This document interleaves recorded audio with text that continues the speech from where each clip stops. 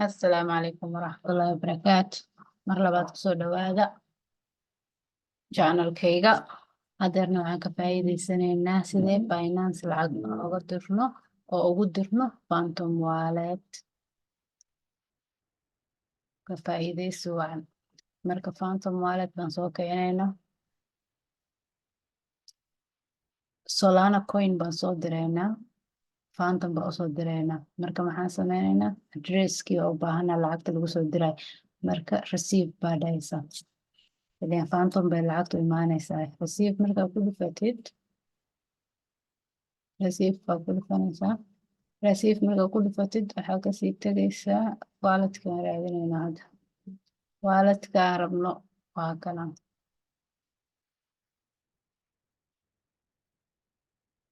Walletka koobinaysaa. Copy the wallet. Iska xiraysaa. Walletkaas laga wal baahnay. Iska xir. Markaas receive waxay imaanaysaa Binance-gaaga. Binance-gaaga markaa imaatid waxaa ka dooranaysaa receive lacagta withdraw aan ka wada sorry withdrawgaas ka dooranaysaa coinkii magaciisa raadinaysaa addresska hadda soo koobisaa meeshaas gelinaysaa network addresska xaggaas gelinaysaa meeshaasna waxaa gelinaysaa amountiga lacagta ay ku qoran tahay markaan isla fiirino isla gelino coinka maadaama aan dooranay and also waxaan dooranay waxaan meeshaas ku base gareynaynaa addresskii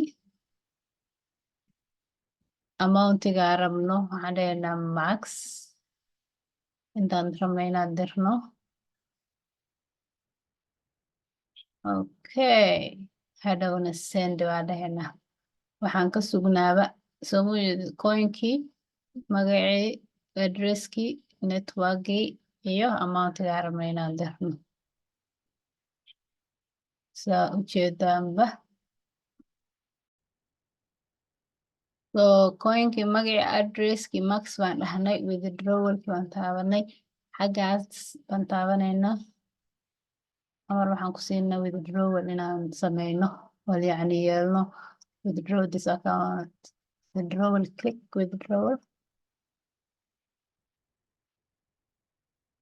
withdrawal baan ku dhufanay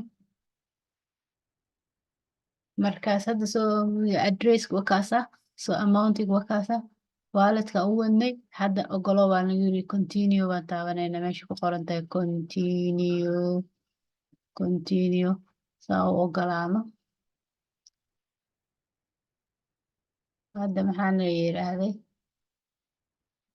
bas geli ama maxaa la dhahaa waxa available ka not available marka authenticator ba available ya authenticator kaas aan u gelinayaa maadaama aniga authenticator uu diyaar ii yahay authenticator ka aan xaggaas gelinayaa 50 numberkaan gelinayaa 825 hadda waxaan sugnaaba waxaa la waiting for approval lacagta inay xaggaan imaataan sugaynaa hadduu alla raali ka noqdo okay hadda waa nala ogolaaday meeshaanaan fiirinaynaa walletkeeni baa fiirinaynaa meeshaanaan lacagta ka sugaynaa hadduu alla idmo